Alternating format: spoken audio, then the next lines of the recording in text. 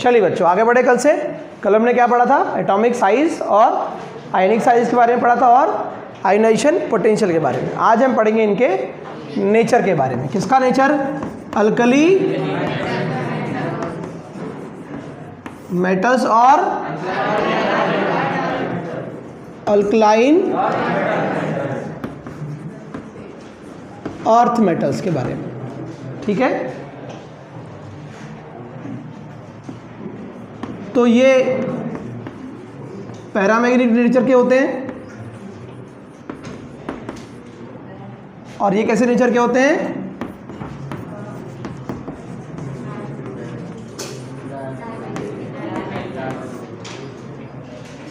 Diamagnetic nature के होते हैं। ठीक है, अब सर पैरामैग्नेटिक नेचर क्या होता है और डायमैग्नेटिक नेचर क्या होता है? ठीक, तो देखते हैं। पीछे आवाज आ रही बेटा, बात नहीं है ना। लिथियम का एटॉमिक नंबर क्या है बेटा? 3। Electronic configuration 1s2 2s1। अगर सिंगल इलेक्ट्रॉन है आउटर मोस्ट शेल के ऑर्बिट में, है ना, अगर एक भी इलेक्ट्रॉन सिंगल है, ठीक है, तो उसका नेचर हमेशा क्या होगा? पैरामैग्नेटिक होगा। ठीक है, इट मीन्स उसके अंदर मैग्नेटिक कैरेक्टर होंगे। Is that clear? लेकिन अगर हम बात करेंगे इसके बाद में क्या आता है, लिथियम के बाद बेरिलियम, तो इसका इलेक्ट्रॉनिक कॉन्फ़िगरेशन क्या है? 1s2 2s2। यहाँ सारे इलेक्ट्रॉन कैसे हैं? ये इसने मैग्नेटिक इफेक्ट क्रिएट किया।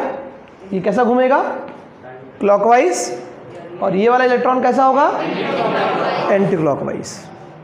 ठीक है, तो इसने प्रोड्यूस किया मैग्नेटिक इफेक्ट को और इसने उसके मैग्नेटिक इफेक्ट को कैंसिल कर दिया। इनके अंदर मैग्नेटिक कैरेक्टर नहीं होगा। जिनमें मैग्नेटिक कैरेक्टर नहीं होता उनको हम क्या कहते हैं? डायमैग्नेटिक कहते हैं। और जिनके अंदर मैग्नेटिक कैरेक्टर होता है उनको हम क्या कहते हैं? पैरामैग्नेटिक। ठीक है, इट मीन्स दैट कि क्या लिखेंगे हम इसके लिए? क्या बोलेंगे? All alkali metals are paramagnetic in nature and similarly, sorry not similarly, similarly नहीं होगा ये। All alkali metals are paramagnetic and all alkaline earth metals are, single electron है तो पैरामैग्नेटिक, और अगर सारे इलेक्ट्रॉन पेयर्ड है, डबल है, तो पैरामैग्नेटिक। याद रखने की ट्रिक, अगर सिंगल इलेक्ट्रॉन है तो sp, सिंगल है तो पैरामैग्नेटिक, और सारे इलेक्ट्रॉन डबल है यानी पेयर्ड है तो डी फॉर, है ना।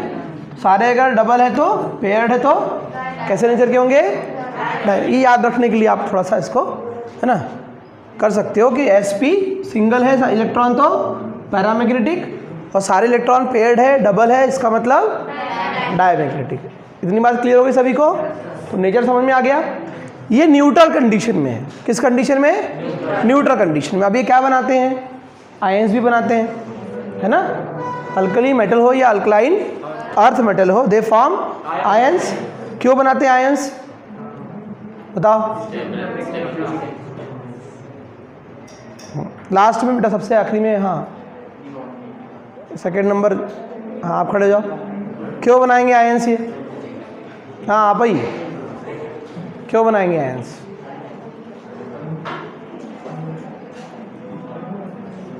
आप खड़े हो।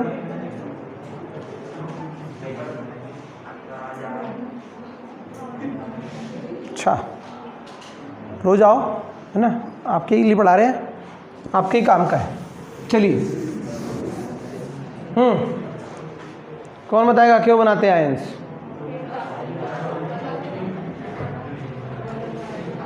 Why do they make ions? What is the reason? अरे क्या करना चाहेंगे? ये लिथियम क्या चाहेगा? मैं एक इलेक्ट्रॉन डोनेट करके अपना क्या कर लूँ? ऑक्टेट। कहाँ से? डुप्लेट हो गए। कहाँ से? यहाँ से। ये हीलियम जैसे बनना चाहेगा ना। इसके पड़ोस में कौन है? हीलियम। इसके पास कितने इलेक्ट्रॉन? 2। तो या तो डुप्लेट कंप्लीट करते हैं या तो फिर ऑक्टेट। क्लियर? तो लिथियम क्या करता है? एक इलेक्ट्रॉन डोनेट करके क्या बना लेगा? लिथियम का आयन। तो ये जो अब इसका इलेक्ट्रॉनिक कॉन्फ़िगरेशन क्या बचेगा? 2s1 में इलेक्ट्रॉन बचेंगे क्या? अब सिर्फ क्या बचेगा बेटा? 1s2। तो लिथियम तो पैरामैग्नेटिक है, लेकिन लिथियम का आयन वेरी गुड, क्योंकि सारे इलेक्ट्रॉन कैसे हो गए बेटा यहाँ पर? पेयर है। तो ये तो पैरामैग्नेटिक है, लेकिन इसका जो आयन है वो क्या है? डायमैग्नेटिक नेचर का है। मतलब लिथियम के आयन में मैग्नेटिक कैरेक्टर नहीं होंगे, लिथियम में होंगे, लेकिन लिथियम के आयन में नहीं होंगे। क्लियर है? ठीक। सिमिलरली हम यहाँ देख लेते हैं, ये भी क्या चाहेगा कि मैं भी हीलियम जैसे स्टेबल बन जाऊँ। देखो इसके पास दो ऑप्शन है, ठीक है। आउटर मोस्ट शेल में कितने इलेक्ट्रॉन है इसके पास? 2। या तो ये 2 इलेक्ट्रॉन डोनेट करके क्या बना ले, ठीक, या फिर 6 इलेक्ट्रॉन गेन करके ऑक्टेट कंप्लीट कर ले। तो अभी इसने डुप्लेट कंप्लीट किया, दोनों में से इजी वाला काम कौन सा है? ठीक है, क्लियर। तो क्या होगा बताइए? 2 इलेक्ट्रॉन डोनेट करके ये अपना ऑक्टेट कंप्लीट कर लेगा। उसके बाद क्या होगा कि पहले भी सारे इलेक्ट्रॉन यहाँ पर पेयर्ड थे, मतलब ये डायमैग्नेटिक था, और इनके जाने के बाद अभी भी ये बचेगा क्या? 1s2। मतलब अभी भी सारे इलेक्ट्रॉन कैसे हैं? पेयर्ड है। इसका मतलब अभी भी क्या होगा? ये तो पहले भी डायमैग्नेटिक नेचर का था, इसमें मैग्नेटिक प्रॉपर्टी कैरेक्टर नहीं था, अभी भी नहीं है। Is that clear? तो ये पहले भी डायमैग्नेटिक था और अभी भी क्या होगा? आयन बनाने के बाद भी, है ना, ठीक है। 2 इलेक्ट्रॉन डोनेट करके अपना डुप्लेट कंप्लीट कर लेंगे, और अब पहले भी डायमैग्नेटिक थे और अभी भी ये डायमैग्नेटिक नेचर के होंगे। क्लियर है इतनी बात? चलिए नोट कर लिया आपने, आगे बढ़े।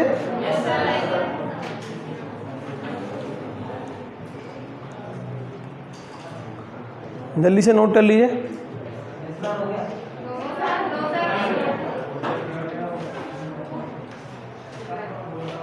रिवाइज कर लेते हैं। क्या पढ़ा हमने? कि all alkali metals are paramagnetic nature and their ions are, and all alkyl metals are diamagnetic nature and their all ions are also, ठीक है। तो सिंगल इलेक्ट्रॉन अगर एक भी है तो पैरामैग्नेटिक, और सारे इलेक्ट्रॉन यदि पेयर्ड है तो, इतनी बात क्लियर हो गई? ठीक है। चलिए नेक्स्ट टॉपिक, 4th टॉपिक है आपका ऑक्सीडेशन स्टेट, ठीक है। अभी इसके लिए आप लोगों का एक टॉपिक आएगा, एक चैप्टर है आप लोग को अलग से, रेडॉक्स। इसमें आपको रिडक्शन ऑक्सीडेशन पढ़ना है, उसमें आपको फिर से ये चीज़ें आएगी। तो नेक्स्ट टॉपिक हमारा है क्या? Oxidation state.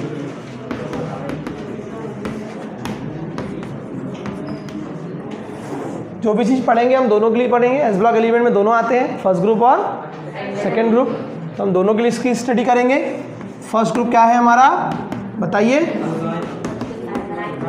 फर्स्ट ग्रुप क्या है?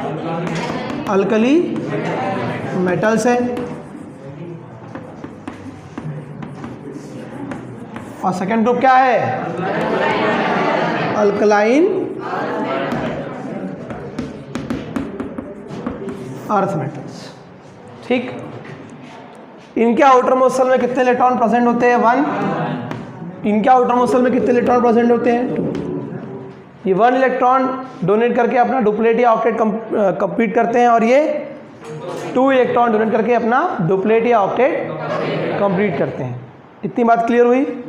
ठीक है। चलिए, तो अल्कली मेटल में आपने देखा कि इनका अगर हम ऑक्सीडेशन स्टेट की बात करेंगे, 1 इलेक्ट्रॉन डोनेट करेंगे, इसलिए इनका ऑक्सीडेशन स्टेट क्या होगा? +1। और ये 2 इलेक्ट्रॉन डोनेट करेंगे, इसलिए +2। प्लस क्यों आया बेटा? 1 क्यों आया? क्योंकि 1 इलेक्ट्रॉन डोनेट किए। प्लस क्यों आया? क्योंकि डोनेट कर रहे हैं। 2 क्यों आएगा यहाँ? प्लस क्यों आएगा? डोनेट कर रहे हैं इसलिए। अगर इलेक्ट्रॉन गेन करेंगे तो इलेक्ट्रॉन गेन करेंगे, क्या गेन कर रहे हैं? इलेक्ट्रॉन। तो इलेक्ट्रॉन पे क्या चार्ज है? नेगेटिव चार्ज है, इसलिए अगर इलेक्ट्रॉन गेन करेंगे तो ऑक्सीजन स्टेट माइनस में लिखेंगे, और यदि इलेक्ट्रॉन डोनेट करेंगे तो ऑक्सीजन स्टेट प्लस में लिखेंगे। क्लियर है इतनी बात? ठीक है, ठीक। तो अल्कलाइन, एक बार अल्कलाइन अर्थ मेटल का ऑक्सीडेशन स्टेट क्या होता है? क्या होता है? What is the oxygen state of, छोटे छोटे क्वेश्चन आपको आते हैं ऐसे 1 मार्क्स के अगर क्वेश्चन आएंगे, oxygen state of alkali metals, alkali metal +1 and oxygen state of alkaline earth metal +2। Clear? तो अगर ऐसे क्वेश्चंस आएंगे तो आपको बनना चाहिए क्या, ठीक है? चलो नेक्स्ट, चालू, हाँ तो चालू करनी बोला ना मैंने। तो ये क्या होगा? फ्लेम टेस्ट में क्या देंगे, कौन कौन से कलर देंगे? ये कौन से फ्लेम में, मैंने बताया आपको फ्लेम के भी अलग अलग जोन होते हैं। लोअर रिडक्शन जोन होगा, उससे थोड़ा ऊपर में लोअर ऑक्सीडेशन जोन, और उसके ऊपर में जैसे जैसे टेम्परेचर बढ़ेगा, यहाँ पर तो हायर टेम्परेचर वाले रीजन रहता है लगभग, है ना 1550, ठीक। इस हायर ऑक्सीडेशन जोन में, ठीक, ये क्या करते हैं? कलर शो करते हैं। तो लिथियम कौन सा कलर देगा फ्लेम में? Crimson red. सोडियम कौन सा कलर देगा? Golden yellow. पोटेशियम कौन सा देगा? वॉयलेट। रुबिडियम पर्पल, और सीजियम भी पर्पल। तो आपको याद रखना है कि फ्लेम टेस्ट में कौन सा एलिमेंट कौन सा कलर शो करता है या देता है, ठीक है? ठीक, तो फ्लेम टेस्ट वाला बना लिए अपने, इसको लिख लिए।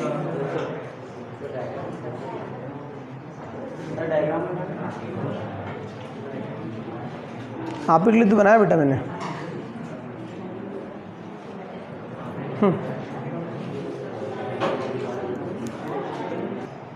नेक्स्ट टॉपिक क्या है हमारा?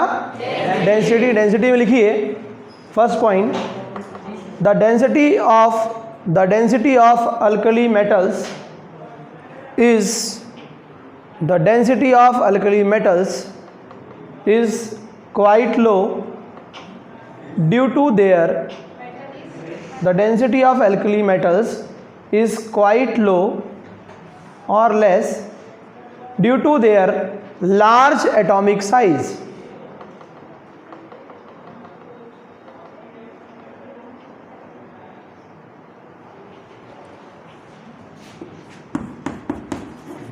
डेंसिटी क्या होगी इनकी? ठीक है, कम होगी। क्यों कम होगी? ठीक है, अच्छा। डेंसिटी का फॉर्मूला मालूम है आपको? क्या होता है डेंसिटी? मास अपॉन, ठीक है, ठीक। चलिए, तो आपने फर्स्ट पॉइंट लिखा कि इनकी डेंसिटी कैसी होती है, लिखिए। Next point, lithium is the lightest element. Lithium is the lightest element. क्यों? नहीं, छोटा नहीं बेटा, उसका वेट कितना है? 7, ठीक है। अगर आप नीचे जाएंगे तो सोडियम का वेट कितना आएगा? 23। पोटेशियम का, क्लियर? तो आप यहाँ देख रहे हैं कि जैसे जैसे हम जा रहे हैं तो इनका एटॉमिक मास क्या होता है? बढ़ेगा। तो सबसे कम वेट किसका है यहाँ पर? लिथियम का है। तो इसलिए क्या लिखा आपने point? Lithium is the lightest element, ठीक है। चलिए थर्ड पॉइंट लिखिए, first three elements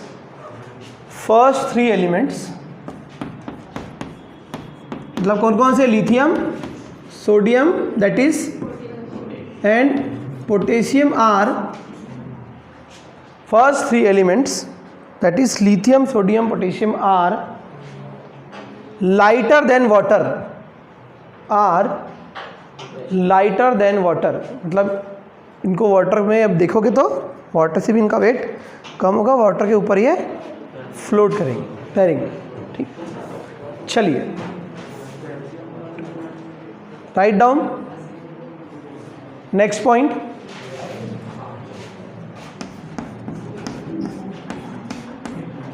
next point लिखिए, on moving top to bottom, on moving top to bottom क्या बढ़ता है बेटा? Atomic mass. एटॉमिक मास बढ़ेगा तो इनकी डेंसिटी भी बढ़ेगी, क्योंकि मास डेंसिटी के है ना डायरेक्टली प्रोपोर्शनल है। मास बढ़ेगा तो है ना, डेंसिटी क्या होती है? पार्टिकल। ऐसा मुझे बताओ, सॉलिड, लिक्विड और गैस में सबसे ज़्यादा डेंसिटी किसकी होती है? किसकी होती है? सॉलिड की। सॉलिड के पार्टिकल्स कैसे होते हैं? पास पास होते हैं। लिक्विड में क्या होता है? थोड़े, एज कंपेयर टू सॉलिड थोड़े दूर होंगे, और गैस में पार्टिकल्स बहुत दूर होंगे। ठीक है, ठीक। डेंस आपने सुना होगा, अभी घना जंगल है, डेंस फॉरेस्ट, मतलब पेड़ कैसे है वहाँ पर? बहुत पास पास लगे होंगे। तो वैसे ही यहाँ पर भी इनके जो पार्टिकल्स हैं वो कैसे होंगे? अगर पास पास होंगे तो उनकी डेंसिटी ज़्यादा होगी, और अगर दूर दूर होंगे तो डेंसिटी कम होगी।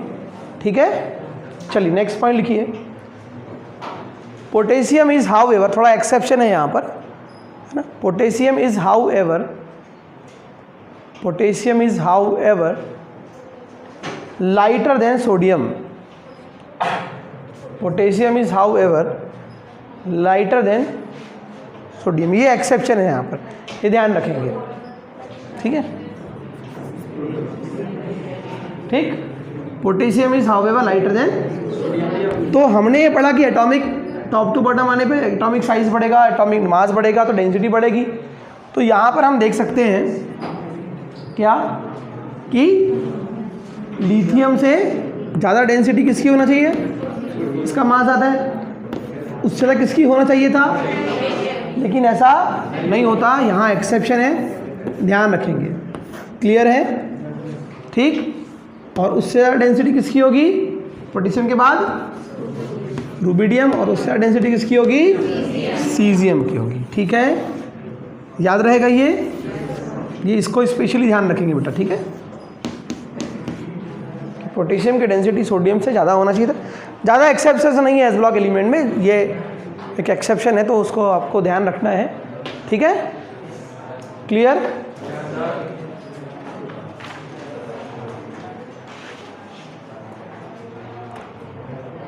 चलिए, नोट कर लिया आप लोगों ने? तो क्या देखा हमने इसके डेंसिटी के बारे में? थोड़ा रिवाइज कर लेते हैं। क्या होती है डेंसिटी? इनकी डेंसिटी कैसी होती है? लो होती है। और लिथियम क्या है? सबसे लाइटेस्ट एलिमेंट है। फिर लिथियम, सोडियम, पोटेशियम की डेंसिटी इतनी कम होती है कि वाटर से भी कम होगी। ठीक है, फिर क्या देखा आपने? इनका एटॉमिक मास बढ़ेगा तो डेंसिटी बढ़ेगी। तो टॉप टू बॉटम जाने पर डेंसिटी बढ़ती है, लेकिन यहाँ पर एक एक्सेप्शन है कि पोटेशियम की डेंसिटी सोडियम से भी कम है। इतना लिख लिया आपने? चलिए नेक्स्ट पॉइंट लिखिए, नेक्स्ट प्रॉपर्टी।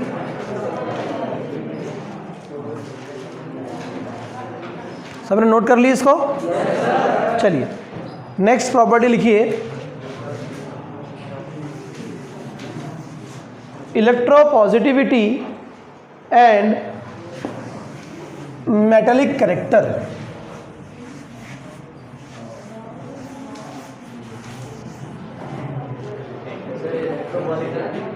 इलेक्ट्रोपॉजिटिविटी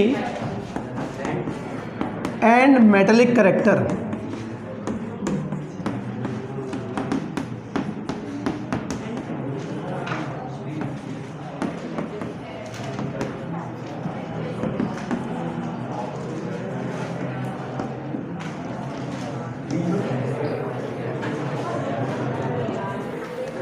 क्या लिखे next point? Electro positivity and, समझ लेते हैं जरा।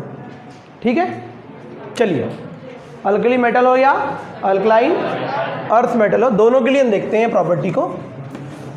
मैं अभी आपको उसके फ्लेम टेस्ट का लिखवा दूंगा, अल्कलाइन अर्थ मेटल के, वो छूट गया तो उसका फ्लेम टेस्ट में कौन कौन से कलर देंगे तो मुझे याद दिलाइएगा, मैं लिखवा दूंगा आपको। ठीक है, चलिए तो इलेक्ट्रोपॉजिटिव वाला कैरेक्टर जो क्या है? इलेक्ट्रोपॉजिटिविटी अल्कली मेटल हो या अल्कलाइन अर्थ मेटल हो। क्लियर? अल्कली मेटल्स हो या अल्कलाइन अर्थ मेटल हो, टॉप टू बॉटम जाने पर इनकी क्या होगी, इलेक्ट्रोपॉजिटिविटी या मेटेलिक कैरेक्टर क्या होगा, बढ़ेगा। क्यों बढ़ेगा बताइए जरा,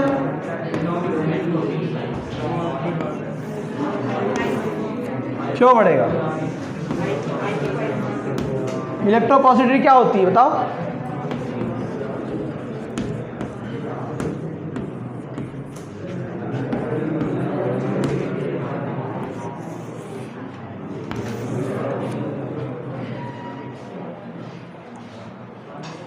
लास्ट में जो बैठना वाइट मास्क पहन के जरा खड़े हो जाओ। बताइए जरा,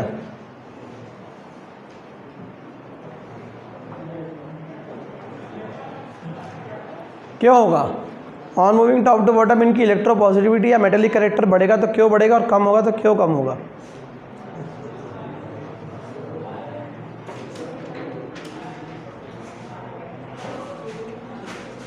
क्या रीजन होगा? बात करने में जो दिमाग लगा रहे हो ना बेटा, उतना पढ़ने में भी लगा लो तो काम आएगा आपके। क्या होता है बेटा टॉप टू बॉटम मूव करने पर? जरा अगर हम देखेंगे लिथियम और उसके नीचे क्या, सोडियम, पोटेशियम, रुबिडियम और सीजियम। तो लिथियम की अगर हम इलेक्ट्रोनेगेटिविटी की बात करेंगे तो ये पॉलिंग स्केल के अकॉर्डिंग अप्रॉक्सीमेट 1 होती है, इसकी 0.9 होती है, इसकी 0.8 होती है, ठीक है, फिर 0.7। तो हम क्या देख रहे हैं कि टॉप टू बॉटम जाने पर इलेक्ट्रोनेगेटिविटी क्या हो रही है, कम हो रही है। इलेक्ट्रोनेगेटिविटी क्या होती है, किसी आइसोलेटेड गैसेस एटम का, सॉरी बॉन्डेड एटम का इलेक्ट्रॉन को खींचने का जो कैरेक्टर है, जो नेचर है वो क्या, ताकि वो अपना क्या कंप्लीट कर ले, ऑक्टेट कंप्लीट कर ले, ठीक। तो ये तो ऑलरेडी इलेक्ट्रॉन देना चाहते हैं, इनके आउटर मसल में इलेक्ट्रॉन है, ये क्या करना चाहते हैं, इलेक्ट्रॉन डोनेट करना चाहते हैं, इसलिए इनकी इलेक्ट्रोनेगेटिविटी कम हो रही है। जब इलेक्ट्रोनेगेटिविटी और इलेक्ट्रोपॉजिटिविटी में कैसा रिलेशन है, उल्टा। इलेक्ट्रोनेगेटिविटी कम हो रही है मतलब इलेक्ट्रोपॉजिटिविटी बढ़ेगी। Is that clear? Electronegative character कम हो रहे हैं मतलब इलेक्ट्रॉन को गेन करने के कैरेक्टर कम हो रहे हैं, तो कौन से कैरेक्टर बढ़ेंगे, इलेक्ट्रॉन डोनेट करने वाले। क्यों? क्योंकि आपने देखा टॉप टू बॉटम जाने पर नंबर ऑफ ऑर्बिट बढ़ते हैं, और नंबर ऑफ ऑर्बिट बढ़ने से बताइए एटॉमिक साइज बढ़ता है, एटॉमिक साइज बढ़ने से रेडियस बढ़ती है, और न्यूक्लियस और इलेक्ट्रॉन के बीच की डिस्टेंस कम होती। कहाँ से कम हो जाएगी? अरे on moving top to bottom क्या होगा, नंबर ऑफ ऑर्बिट बढ़ेंगे, नंबर ऑफ ऑर्बिट बढ़ने से एटॉमिक साइज बढ़ेगा, एटॉमिक साइज बढ़ने से क्या होगा, न्यूक्लियस और इलेक्ट्रॉन के बीच की डिस्टेंस बढ़ेगी। कहाँ से कम हो जाएगी? कितने बार वही टॉपिक पढ़ा के वही बात बता के हो गई कि on moving top to bottom क्या होते हैं, नंबर ऑफ ऑर्बिट बढ़ते हैं, नंबर ऑफ ऑर्बिट बढ़ने से साइज बढ़ने से एटॉमिक बढ़ेगी, रेडियस बढ़ेगी, न्यूक्लियस और इलेक्ट्रॉन के बीच की डिस्टेंस बढ़ेगी। इफेक्टिव न्यूक्लियर चार्ज जो है, जितना इलेक्ट्रॉन पे ये जो फोर्स लगाना चाहिए न्यूक्लियस डिस्टेंस बढ़ने की वजह से, उतना लगा पाएगा क्या, नहीं लगा पाएगा।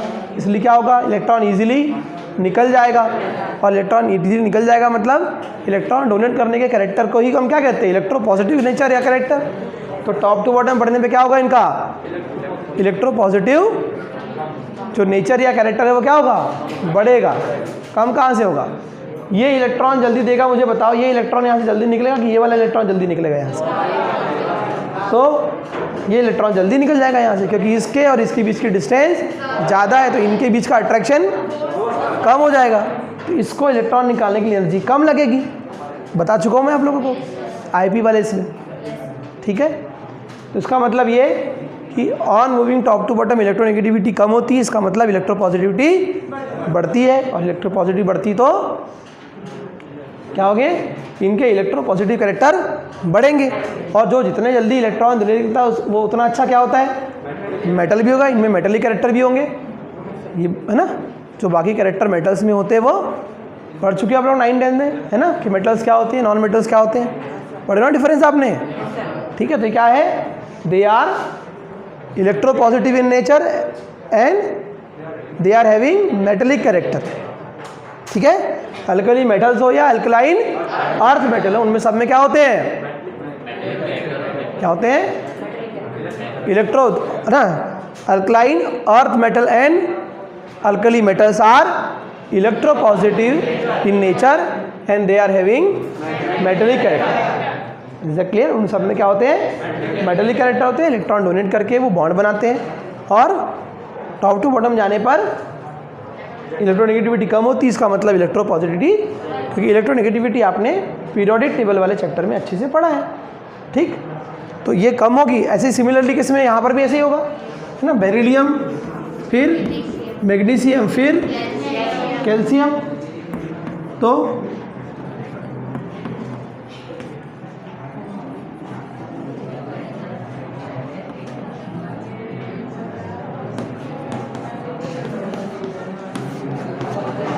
यहाँ पर भी आप देख रहे हो कि इनकी इलेक्ट्रोनेगेटिविटी क्या हो रही है, कम हो रही है, मतलब इलेक्ट्रोपॉजिटिविटी बढ़ेगी। क्लियर है? नोट कर लिए? ठीक है।